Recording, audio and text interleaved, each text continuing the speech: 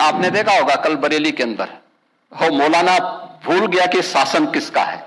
अब उत्पातियों और उपद्रवियों को पता लगेगा कि 7 पीढ़ियां याद आएंगी उनको।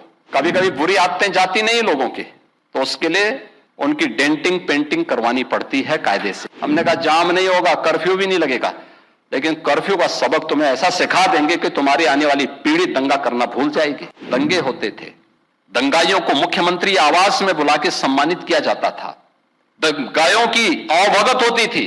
पर्व और त्योहारों के दौरान आपने देखा होगा जब भी पर्व और त्योहार आते थे उत्पात शुरू हो जाती थी। अब उत्पातियों और उपद्रवियों को पता लगेगा कि 7 पीढ़ियां याद आएंगी उनको,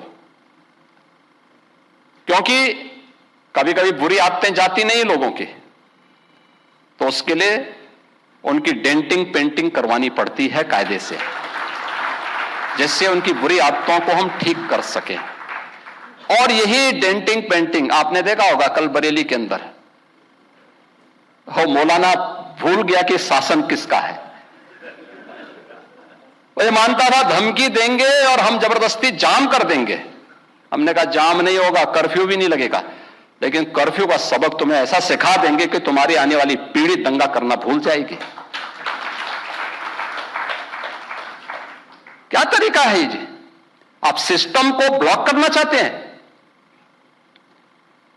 और यह प्रवृत्ति थी यूपी के अंदर। 17 के पहले यही होता था, और हम इसी बात को कह सकते हैं कि 17 के बाद हमने कर्फ्यू भी नहीं लगने दिया, लेकिन ऐसे बैरियर को चुन चुन करके वे जिस प्रकार की भाषा को समझते थे उस प्रकार की भाषा से उनको समझा करके उसको उसकी सजा दिलाने का काम भी किया है। और उत्तर प्रदेश की ग्रोथ स्टोरी यहीं से शुरू होती है। अगर आजादी के समय, मैं उससे पहले नहीं जाता, लेकिन 1947 में भारत आजाद हुआ, अगर उस समय भारत की इकोनॉमी में भारत का उत्तर प्रदेश का कंट्रीब्यूशन 14% था, तो ये 14% फिर से होना चाहिए। और 14% नहीं होना चाहिए, बल्कि जितनी आबादी है उत्तर प्रदेश की, उत्तर प्रदेश उतना कंट्रीब्यूशन करता हुआ दिखाई दे। ये हमारा राष्ट्रीय धर्म है और दायित्व भी है, और उसी के तहत ये सब कार्य योजना बन रही है। उत्तर प्रदेश के अंदर इंफ्रास्ट्रक्चर अच्छा हो, 17 के पहले कोई कल्पना भी नहीं करता था। आज देश के अंदर 55% एक्सप्रेस वे उत्तर प्रदेश के पास है।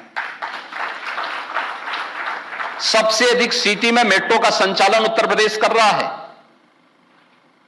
17 के पहले 2 एयरपोर्ट पूरी तरह क्रियाशील थे, लखनऊ और वाराणसी। गोरखपुर और आगरा आंशिक रूप से क्रियाशील थे। गोरखपुर में एक फ्लाइट आती थी, कभी भूल से आ गई,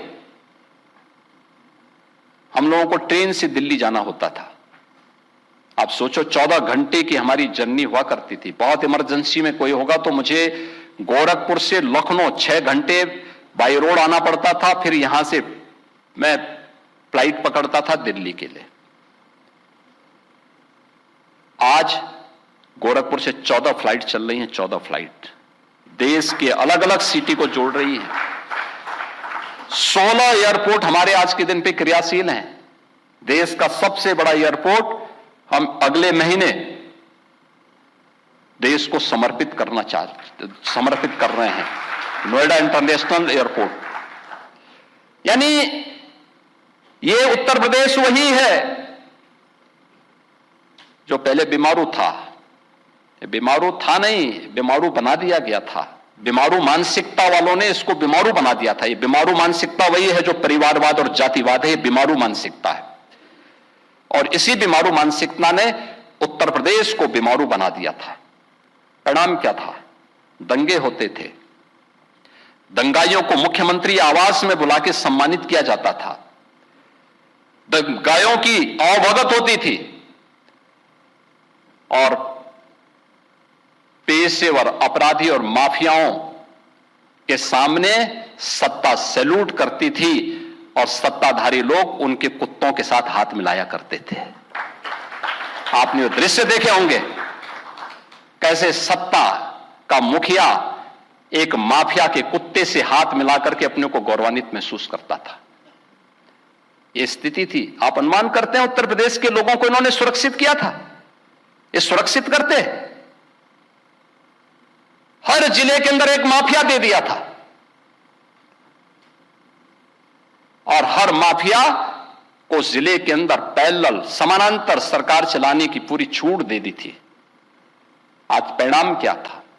17 में आते बते उत्तर प्रदेश न केवल बीमारू था बल्कि उत्तर प्रदेश के नागरिकों के सामने पहचान का संकट भी था। हर व्यक्ति अपनी पहचान के लिए मोहताज था। ना बेटी सुरक्षित, ना व्यापारी सुरक्षित। खेतीबाड़ी चौपट, किसान आत्महत्या करता था। नौजवान की नौकरी पर सेंध लगती थी, उसकी नीलामी होती थी। चाचा भतीजा दोनों वसूली के लिए निकल पड़ते थे। वसूली का गैंग चलता था। ट्रांसफर पोस्टिंग में इनके दलाल बोली लगाया करते थे। और आप भी देखते होंगे जब हम ट्रांसफर पोस्टिंग करते हैं तो आज भी उनकी पीड़ा झलक उठती है। कैसे हम लोगों ने उनके उस अनैतिक अवैध व्यापार पर कैसे प्रहार किया है। उनके सभी चेले चपाटे किस प्रकार से चिल्लाते हुए दिखाई देते हैं। हर एक मामले में आज आप देख सकते हैं world class infrastructure Uttar Pradesh के पास। एक्सप्रेसवे नंबर 1 पर, रेलवे का नेटवर्क नंबर 1 पर, मेट्रो नंबर 1 पर, एयरपोर्ट एयर कनेक्टिविटी नंबर 1 पर, देश की पहली रैपिड रेल उत्तर प्रदेश में, देश का पहले इनलैंड वाटरवे उत्तर प्रदेश में, एमएसएमई का सबसे बड़ा बेस उत्तर प्रदेश में।